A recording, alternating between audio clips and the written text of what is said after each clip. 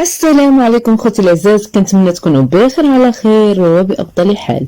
بزاف منكم في التعليقات قالوا لي راه الثقه ما بقاتش والزمان صعاب. اليوم اخوتي جبت لكم قصه من قلب مدينه الدار البيضاء، قصه كيعانيو منها بزاف الناس ديال الجاليه اللي كيضربوا تماره في بلاد الغربه وكيصادفوا كيف حال هاد المشاكل. ولكن قصتنا اخوتي فيها درس غادي يخليكم تحلوا عيناكم مزيان.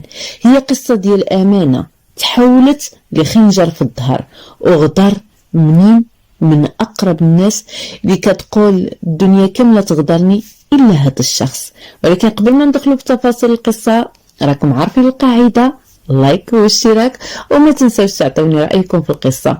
ودابا ما نطولش عليكم ويلا نسمعوا القصة.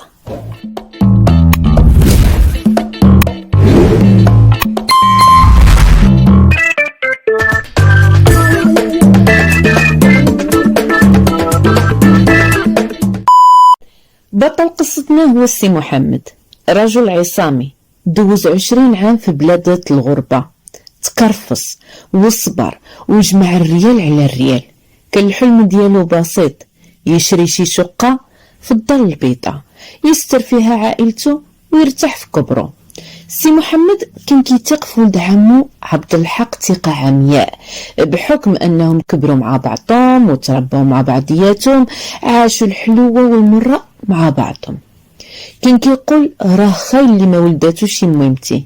وحتى عبد الحق نفس الشيء، كان كيبين له غير المزيانة وغير الصلاح والتقوى، وديما كيقول له كون هاني ولد عمي، مالك هو مالي وعرضك هو عرضي، وسطروا لي اخوتي على ديك مالك هو مالي، حيت هاد الجمله عيطبقها حرفيا.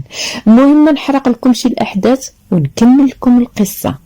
ايوا يا خوتي، في الصيف ديال 2023 السي محمد صيفط مبلغ مالي كبير لولد عمو، اكثر من 60 مليون سنتيم، وقال له عبد الحق هاد البركه خليها عندك امانه، راك عارف الخدمه في الغربه والواحد ما كيعرفش الموت فوقاش تجي، والنهار اللي نلقى الدار المناسبه غادي نحتاجو نجي ناخدو من عندك. وفعلا داكشي اللي كان. عبد الحق تسلم الامانه وحلف له باغلى ما عنده انها غتبقى في الحفظ والصون حتى النهار اللي يرجع فيه ويحتاجهم. المهم اخوتي، دازت الايام والشهور وجا النهار اللي السي محمد احتاج فيها رزقه. نزلنا المغرب باش يكمل اجراءات شراء واحد الشقه لقاها في منطقه عين الشق. عيط على ولد عمو عبد الحق وقال له ولد عمي الوقت زيانت والدار اللي كنت باغيها هي وجدت، ودابا محتاج ديك الامانه اللي خليتها عندك. هنا خوتي بدات التمثيليه، وبدا كل مره من سباك يعطيه. حق البنك عاملين اضراب، لا حق الوالده عيانه في السبيطار. والسي محمد بداو كيدخلوه الشكوك وكيحس بلي القضيه فيها إن، ولكن واخا هيداك قلبو كان كيكذب عينه.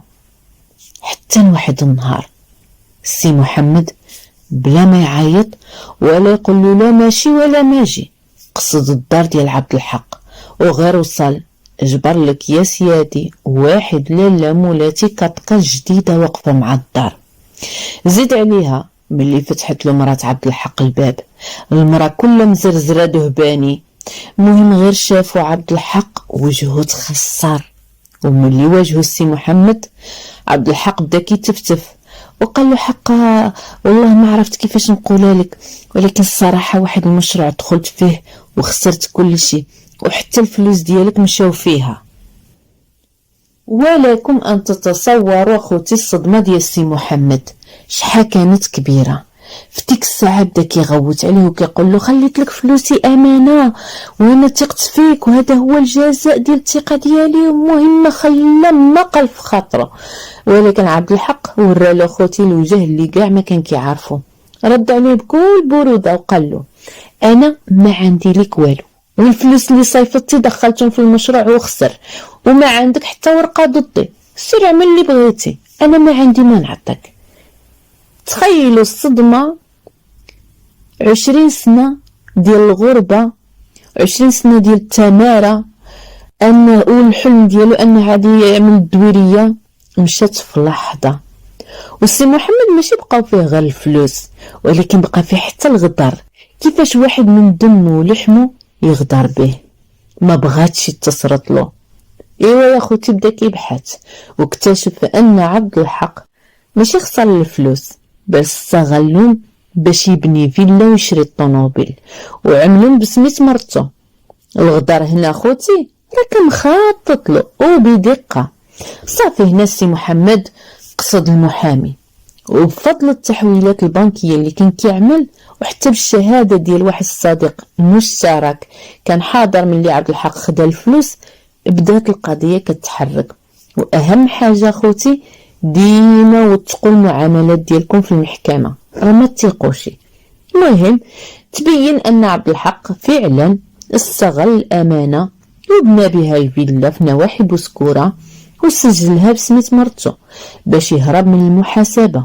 ولكن الحبل ديال الكذوب قصير، وحكمت المحكمه عليه باش يرد المبالغ كامله مع التعويض، وزياده عليها خيانه الامانه اللي داتو من الحبس. ايوا يا خوتي كانت النهايه ديال عبد الحق انه خسر كل شيء، خسر ولد عمو اللي كيتيق فيه، وخسر حتى مرتو لان مرتو تعكست وما بغاتش تبيع الفيلا. ولكن بعد صراع ومعاناه الفيلا خوتي تباعت في المزاد ودخلني الحبس، والاهم من هادشي كامل خسر وجهه قدام الناس كامله وخسر حياته وخسر صاحبه. العبره خوتي ماشي هي نقطعوا صله الرحم او ما نبقاوش نثقوا ببعضياتنا بالمره، لا، ولكن المؤمن خصو يكون فاطن. النبي صلى الله عليه وسلم وصانا وقال لا يلدع المؤمن جحر واحد مرتين، يعني اي امانه، اي دين، اي معامله ماليه ضروري تكون موثوقه ومكتوبه. هيدا كتحفظ الامانه ديالك وكتحفظ فلوسك، كتحفظ راسك، وكتحميو حتى العلاقه ديالنا مع بعضياتنا من الشيطان. وقال الله تعالى في سورة البقرة يا أيها الذين آمنوا إذا تداينتم بدين إلى أجل مسمى فاكتبوه. وهذا دليل قاطع على أن الإسلام أمرنا بالتوثيق والكتابة لحفظ المودة، حيث النفوس كتغير والفلوس أخوتي كتعمل قلوب. دابا قولوا لي في التعليقات واش فايدلكم وقعتوا في هذا الموقف، وشنو هي النصيحة اللي تقدموها لكل واحد يعني مقبل على وضع أمانة عن شخص آخر. وما تنسوش أخوتي تشاركوا هذا الفيديو باش تعملوا الفائدة، وما تبخلوش عليا باللايكات، ما تبخلوش عليا بالاشتراكات ديالكم. واللي كيشوف قناتي أول مرة كنتمنى يكون هذا المحتوى نال رضاكم. وخوتي العزاز اللي ديما معايا شكرا على التفاعل ديالكم، وما بقى علي دابا غير نقول لكم مع السلامة ونتلاقاو في قصة وعبرة جديدة.